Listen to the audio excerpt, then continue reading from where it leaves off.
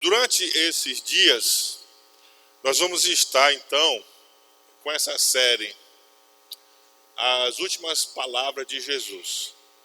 Então, a cada domingo, nós vamos falar sobre as últimas palavras de Jesus, antes da sua morte. Então, nós vamos falar hoje sobre as primeiras palavras que Jesus pronunciou na cruz, assim que ele foi levantado na cruz. Abra sua Bíblia em Lucas 23, 34.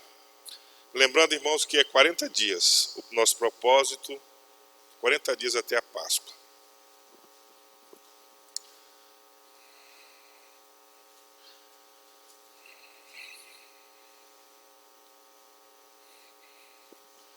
Lucas 23, 34.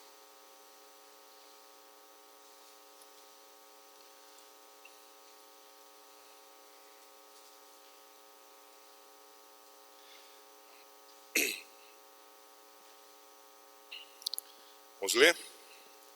Vamos ler a primeira parte do versículo, acredito eu. Pai, perdoa-lhes, pois não sabem o que estão fazendo. Pai, perdoa-lhes, pois não sabem o que estão fazendo.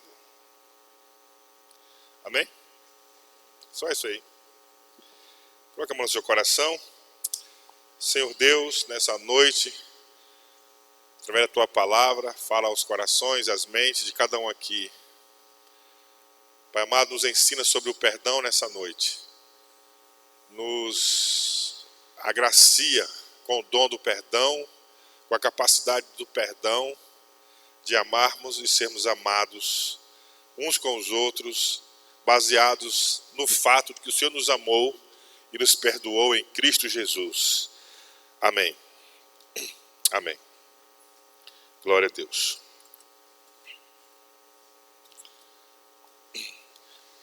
O pastor Martin Luther King Jr., que é um dos maiores nomes aí da defesa da igualdade, né, entre brancos e negros nos Estados Unidos e no mundo, alguns anos atrás, muito famoso, um pastor batista, ele disse uma frase assim: o perdão é um catalisador que cria a ambiência necessária para uma nova partida, para o reinício. O perdão, ele gera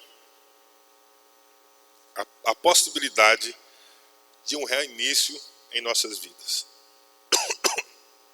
Essa foi a primeira palavra que Jesus falou na cruz. Pai, perdoa-lhes, porque eles não sabem o que eles estão fazendo. Irmãos, imagine que se você estivesse ali no alto daquela cruz, e você estivesse olhando para os judeus que lhe rejeitaram e arquitetaram para te matar. Se você estivesse olhando ali para os romanos que te prenderam, que te bateram, que te colocaram naquela cruz para que você fosse morto. Se você estivesse ali e você olhasse que não tivesse ali nenhum dos teus discípulos, teus amigos, que todos te deixaram naquele momento ali de dor e morte, qual seria a sua atitude? O que você diria para aquelas pessoas? Olhar do alto da cruz, o que você falaria para elas? Hoje eu estava lá em casa e eu ouvi um xingamento em voz alta. E eu olhei pela janela, que eu moro no apartamento, e eu olhei pela janela, era um pai falando com o filho, porque o filho não tinha ido para casa. Que modo de falar com o filho, xingando, não sei o quê, não vou nem falar aqui, né, porque, né, vai que a gente começa a falar muito e começa a repetir muito, e daqui a pouco você começa a falar também. Uma coisa horrível, porque o filho atrasou para voltar para casa. E era agora, à tarde, de dia. Estava longe de chegar à noite. Imagine, irmão, se você estivesse ali naquela cruz, o que você falaria? O que você diria? Certamente que, provavelmente, seriam palavras que não deveriam ser faladas em público. Não seriam palavras amorosas, provavelmente. Agora, queridos, aquele perdão que Jesus deu ali para aqueles homens que o estavam crucificando, aquele perdão para os judeus, para os romanos, para aquele ladrão da cruz, aquele perdão, ele era para eles, mas aquele perdão de Jesus também foi para mim e também foi para você. Você pode dizer glória a Deus? Ali ele estava perdoando não apenas aquelas pessoas, mas ele estava ali também perdoando a mim e a você. Você pode dizer glória a Deus?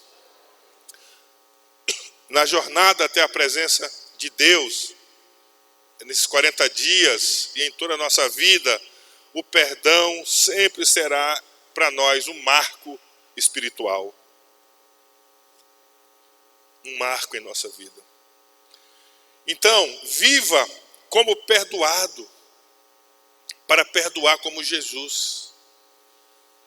Entenda o fato de você ter sido perdoado em Cristo, para que você viva como um perdoador, como Jesus. As palavras de perdão de Jesus mudam a sua vida quando você, primeiro, vou falar aqui 5 coisas. Primeiro, você reconhece a necessidade do perdão. Você reconhece que você precisa ser perdoado. Como diz Lucas 23:41, nós estamos sendo punidos com justiça, porque estamos recebendo o que os nossos atos merecem. Mas este homem não cometeu nenhum mal. Isso era um dos ladrões, porque Jesus foi colocado ali no meio entre 2 ladrões. E um deles reconheceu o seu estado. Nós estamos aqui com justiça.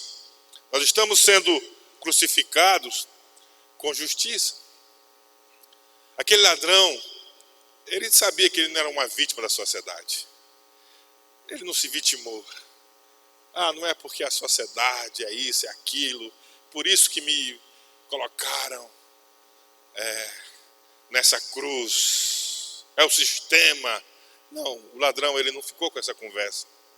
Ele disse, nós estamos aqui com justiça. Nossos atos merecem. Mas esse homem, se referindo a Jesus, não cometeu nenhum mal. Veja, irmãos, que a maioria das pessoas estavam zombando de Jesus. Você lembra, né? O guarda zombou, os judeus zombaram, o povo zombou. Muitos estavam ali zombando de Jesus na cruz. Entretanto, esse ladrão, ele reconheceu os seus pecados e ele pediu misericórdia para a sua vida.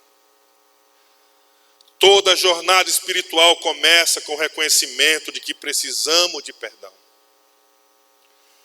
Eu digo para você, querido, não tem como nós ter uma jornada espiritual se o perdão não for parte da nossa vida. Desde o princípio, para começarmos a nossa caminhada espiritual, nós precisamos do perdão. Da mesma forma, para continuarmos a nossa jornada espiritual, nós vamos precisar em nossa vida exercer o perdão de diversas maneiras. Então, é necessário que você seja humilde para reconhecer a cada dia o quanto você precisa do perdão de Deus.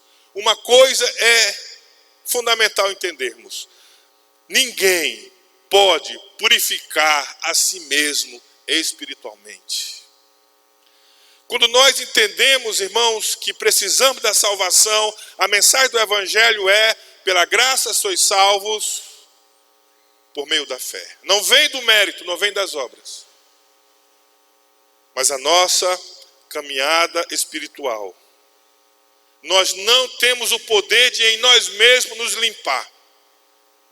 Mas a limpeza espiritual da nossa jornada só será feita através do perdão de Deus em Cristo Jesus para as nossas vidas. Não tem nenhuma pessoa que não precise dessa graça. Pode ser que nós consideremos que alguns sejam mais pecadores, porque são pecados escandalosos que muitas vezes se tornam públicos. Só que Deus sonda os corações. Deus conhece as mais profundas intenções. E no olhar de Deus, ninguém escapa do crivo do seu olhar profundo. E é por isso que ele diz que a sua palavra é como uma espada de dois gumes.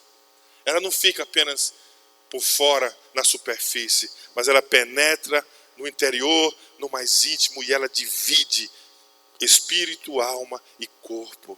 E ela fala profundamente em nossos corações. Você pode dizer amém? Todos temos que reconhecer que precisamos do perdão. A realidade do pecado alcançou e afetou a todos.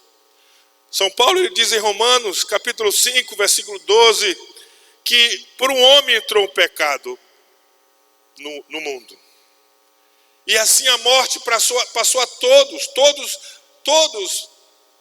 viemos de Adão. Todos recebemos a herança do pecado em nossas vidas. E, consequentemente, todos nós pecamos. E precisamos da graça, do perdão de Deus em nossas vidas. Reconhecer é o primeiro passo nessa jornada do milagre de Jesus em nossas vidas. Você pode dizer amém? Segunda necessidade, confessar seus pecados a Jesus. No versículo 42 de Lucas 23, então ele disse: Jesus, lembra de mim quando entrares no teu reino. Então ele disse: nós estamos aqui, nós merecemos esse castigo. Ele reconhece o seu pecado. Aí ele se dirige a Jesus e ele diz: lembra de mim quando entrares no teu reino. Irmãos, há uma grande diferença entre nós confessar e tentar justificar nossos erros e pecados. Como eu já falei, muitas vezes nós queremos nos fazer de vítimas. Muitas vezes nós queremos culpar outros. Nós queremos culpar um sistema, nós queremos culpar pessoas, queremos culpar líderes dos nossos erros. É por causa de fulano, é por causa de ciclano, é por causa disso, desse, daquele. E aí nós queremos justificar nossas atitudes. Há uma diferença entre confessar e justificar. Devemos cuidar das intenções do nosso coração. Devemos procurar saber o que há dentro de nós, para que nós possamos fazer uma confissão verdadeira diante de Deus. Uma confissão real de nossos pecados diante de Deus. O apóstolo São João, ele diz em 1 João 1,10, se dissermos que não temos cometido pecados, fazemos-lo mentiroso, e a sua palavra não está em nós. Mas por outro lado, em João 1,9, o apóstolo São João, ele diz, se nós confessarmos os nossos pecados a Deus, Ele é fiel e justo para nos perdoar e nos purificar de toda injustiça. Se nós dissermos que nós não temos pecado, que não precisamos de perdão, a sua palavra não está em nós, porque a sua palavra é a verdade. Nós estamos fora da palavra de Deus, nós estamos fora da vida de Deus, nós estamos fora da presença de Deus. Se dissermos que não precisamos ser perdoados, e aí confessar a Ele os nossos pecados. Então precisamos reconhecer. Existe um uma tradição religiosa em que as pessoas vão ao confessário e elas confessam os seus pecados ao padre. E quando elas confessam os seus pecados ao padre, o que acontece? O padre, ele ouve a confissão, ele passa uma penitência para que a pessoa realize a penitência, para que ela seja perdoada. Essa parte de confessar ao padre, a uma pessoa, os seus pecados, ela é importante.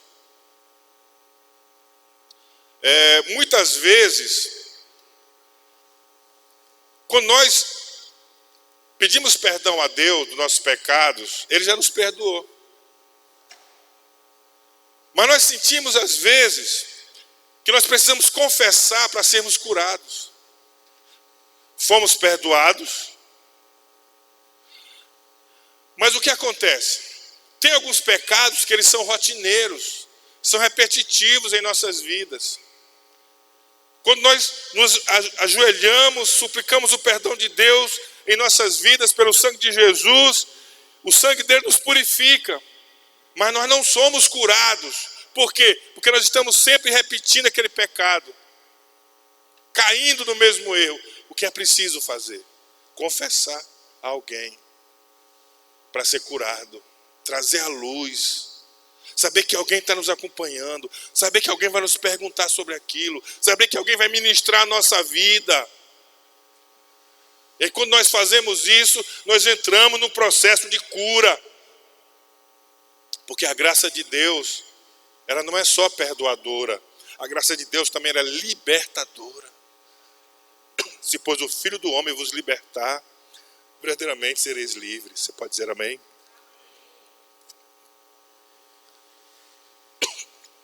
Essa questão de fazer penitência para ser perdoado, essa parte não é bíblico. Não é a nossa penitência que vai nos perdoar. Tem muitas pessoas que elas acham, quando elas estão sofrendo, elas dizem assim: estou pagando os meus pecados. Quando as coisas não estão dando certo na vida dela, ela diz assim: estou pagando os meus pecados. É como se o sofrimento dela justificasse. É como se o sofrimento dela perdoasse. É como se o sofrimento dela salvasse. Mas isso é uma mentira. Porque muitas vezes a razão do sofrimento não é para nos purificar, muitas vezes, mas é por causa do próprio pecado. A razão da dor, a razão da angústia, a razão do desespero é justamente pela nossa desobediência a Deus. E nós não estamos sendo purificados. O que vai nos purificar, o que pode nos purificar, é somente o sangue de Jesus Cristo. Somente o sangue de Jesus é que nos limpa dos nossos pecados, é que nos purifica dos nossos pecados. Mas eu observo, irmãos, que a maioria dos cristãos não tira um tempo com Deus nas suas vidas. Não tira tempo para falar com Deus. Não tira tempo para buscar a palavra de Deus nas suas vidas. E aí elas vão aprendendo conceitos, elas trazem conceitos da religião antiga, trazem conceitos do mundo, e por não renovar a sua mente pela palavra de Deus, pelo conhecimento do Evangelho, elas estão na igreja, mas continuam vivendo uma vida aquém do que Deus quer, menos do que Deus deseja, vivendo uma vida de tribulação, de angústia, porque a palavra de Deus diz que o povo perece por falta de conhecimento. Então não é a verdade que liberta, irmãos. É o conhecimento da verdade. Conhecermos a verdade. Isso é que vai nos trazer libertação. Então é o sangue de Jesus que nos perdoa quando nós confessamos a Ele os nossos pecados. Você pode dizer glória a Deus. Você pode dizer aleluia.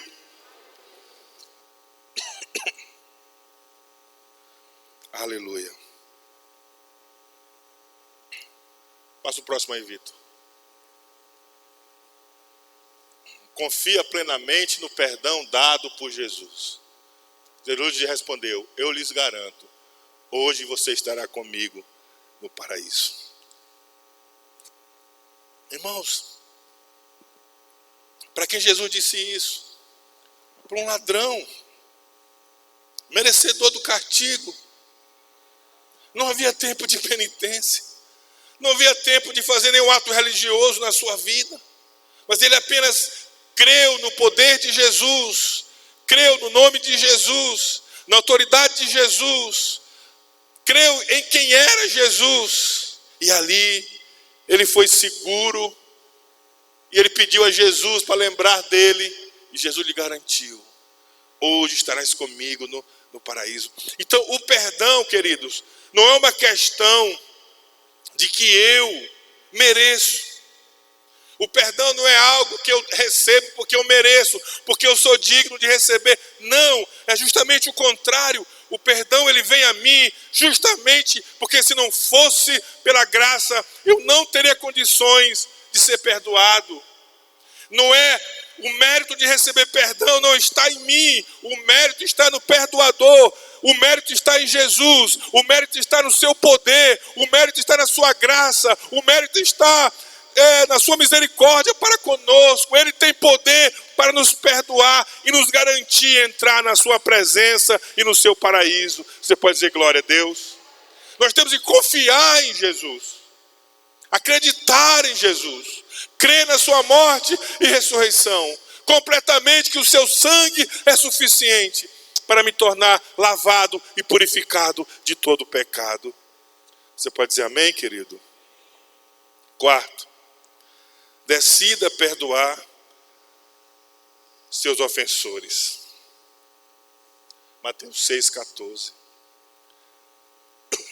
Pois se perdoarem as ofensas uns dos outros, o Pai Celestial também lhes perdoará. O perdão é uma decisão. É um ato de responsabilidade muito maior do que um sentimento de autojustiça. Veja bem que não é preciso ter vontade para perdoar. Não, quando eu sentir vontade, enquanto eu não sentir vontade, eu não vou perdoar. Eu só vou perdoar quando eu tiver vontade. Queridos, nós temos que praticar o que nós recebemos de Jesus. Você recebeu o perdão de Jesus? Então você vai praticar o perdão que você recebeu de Jesus com as outras pessoas. Quando nós recebemos o perdão de Jesus, automaticamente nós recebemos a responsabilidade de perdoar outros. De graça recebestes, de graça daste. Colossenses 3,13 diz assim: suportem-se uns aos outros e perdoe as queixas que tiverem uns contra os outros. Perdoe como o Senhor lhes perdoou. Perdoe como o Senhor lhe perdoou. Agora olha aqui para mim, queridos. O perdão liberta e libera as pessoas na jornada da sua vida. Só conseguimos, queridos, ir à frente, só conseguimos continuar a jornada que nos está proposta se nós liberarmos perdão. Porque quando nós não perdoamos, o que acontece com a gente? Nos isolamos. Quando não liberamos perdão, ficamos presos no passado. Em vez da gente já estar lá na frente, pela falta de perdão, ainda estamos lá atrás, amarrados no rancor, na amargura, na tristeza. Então só o perdão pode nos liberar e nos libertar na jornada da nossa vida. Queridos, perdoar é libertar as pessoas da prisão em seus sentimentos e emoções. Perdoar é liberar o peso da culpa, é receber a graça de Deus através de Jesus. Perdoar é sondar e trazer para fora, expulsar rancores, amarguras e ressentimentos. Quando eu perdoo, eu trago para fora essas coisas ruins. É como se eu apertasse aquela ferida, aquele carnegão que solta e que sai da pessoa. Muitas vezes dói muito. Muitas vezes é algo assim, repugnante, mas aquilo vai curar, aquilo vai trazer alegria, vai trazer paz. Assim é o perdão em nossas vidas. Steven Furtick, ele diz assim: perdão não é apenas um mecanismo de defesa baseado no que merecemos, mas é uma tática ofensiva para ganhar a guerra contra a amargura em nossos corações. Mas nós temos que decidir que nada vai nos amargurar, que nada vai nos fazer machucar e ficarmos pelo caminho. Nós temos que tomar essa decisão através do perdão. Como estão os seus relacionamentos? As pessoas estão livres pelo perdão ou presas pelo seu padrão de justiça? Eu não aceito. Que covarde. Que pessoa ingrata. Você vai ficar preso pela seu entendimento do que seja justiça, sua autojustiça, ou você vai liberar as pessoas? Irmãos, tem uma coisa que mais fazem pastores desistirem. É a ingratidão das pessoas. Porque pastores de verdade dão sua vida pelas pessoas, e as pessoas muitas vezes viram as costas e vão embora. Não aceitam muitas vezes serem corrigidos, disciplinados. Mas um dia Deus me ensinou, às duras penas, a abençoar todos. Ninguém está amaldiçoado porque sai da igreja. Ninguém é meu inimigo porque não quer ficar na igreja. Sejam abençoados todos em nome de Jesus. Sejam felizes em nome de Jesus. Não me deve nada. Quantas vezes eu estou orando a Deus dizendo: Senhor, abençoa fulano, ciclano. O Senhor é que é juiz, o Senhor é que trata. Mas eu quero dizer que eles estão liberados por mim para serem felizes como o Senhor quiser. E é o Senhor que vai tratar da vida deles. Então, queridos, temos que liberar através do perdão. Temos que liberar as pessoas que, através do rancor, se prendem a nós. Através do rancor ficam fazendo parte da nossa vida. Porque aqui e acolá estamos lembrando, ressentindo, sofrendo de novo. Porque não perdoamos. Só o perdão vai liberar e libertar. Não importa o que fizeram contra você. Não importa o que fizeram contra a sua vida. Libera o perdão. E você vai ver a libertação. Dessa maneira, irmão, de forma prática, ore a Deus, pedindo força para essa decisão importante de perdoar. Faça contato, se possível, com as pessoas que te feriu ou que você feriu. E acerte, perdoando e sendo perdoado. Peça perdão ou libere perdão e inicie na sua vida um processo de restauração. Queridos, a gente pensar que a gente pode viver junto com as pessoas sem perdoar, isso é um engano. Porque no primeiro erro do outro, vai vir à tona logo tudo o que aconteceu. Então você passa a viver uma vida superficial. Você passa a viver uma vida que não tem fundamento. O seu relacionamento ele é frágil, ele é mentiroso.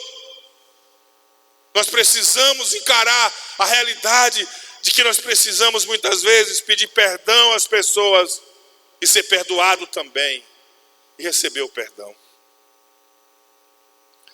E o quinto e último, aceitar perdoar o próximo sem condições. Mateus 18, 21, 22. Então Pedro aproximou-se de Jesus e perguntou: quantas vezes deverei perdoar meu irmão quando ele pecar contra mim? Até 7 vezes? Jesus respondeu: eu lhe digo, não até 7, mas até 70 vezes 7.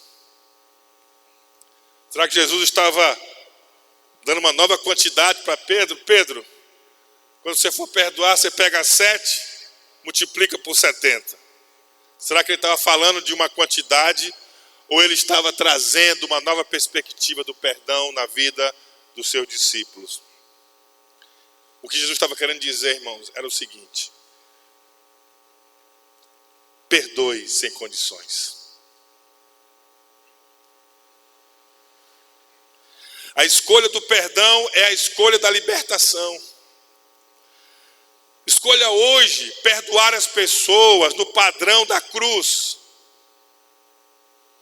Não existe fórmulas mágicas ou soluções instantâneas para perdoarmos uns aos outros, mas existem princípios bíblicos. Vamos examinar alguns como fazer para exercermos perdão em nossa vida pessoal, familiar e profissional. Nós temos que, em primeiro lugar, entender o padrão como Deus perdoa. Porque nós aprendemos com Jesus a perdoarmos como Ele nos perdoou. Qual é o padrão com que Deus nos perdoa? O padrão de Deus é o perdão da cruz. Porque está baseado no amor de Deus. Então quer dizer o seguinte, o padrão de Deus. Deus perdoa imediatamente. Deus perdoa completamente. Deus perdoa repetidamente. Deus perdoa gratuitamente. Esse é o padrão do perdão de Deus. Então diga assim comigo: Deus perdoa imediatamente. Deus perdoa completamente. Deus perdoa repetidamente. Deus perdoa gratuitamente. Deus perdoa agora, tudo e sempre e de graça.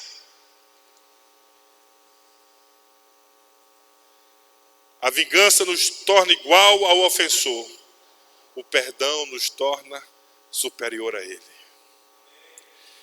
Lendo a crucificação de Jesus, eu entendi que pessoas grandes, elas perdoam. Porque quando o véu lá no templo se rasgou de alto para baixo, Deus estava perdoando a humanidade. O maior, o grande, perdoando os miseráveis pecadores. O perdão, ele sempre vem de alto para baixo. Quando você perdoa, você se torna parecido com Deus.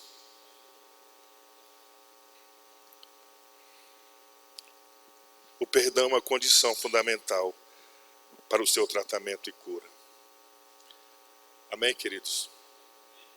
Alguém falou que os maiores problemas da igreja são as emoções.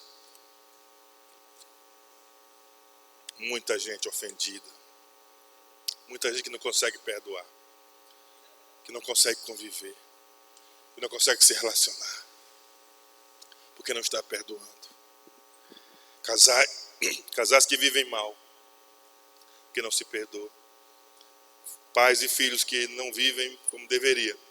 Por falta de perdão. Pessoas que não se relacionam bem com seu líder, com seu pastor. Porque existe uma barreira, um pecado. Existe uma falta de perdão. E a vida vira um inferno. No trabalho, em casa, na igreja. Quando nós não praticamos, não escolhemos o perdão. Mas quando nós escolhemos, nós experimentamos libertação. Nós experimentamos ser livres através da graça, do perdão de Deus em nossas vidas. Amém?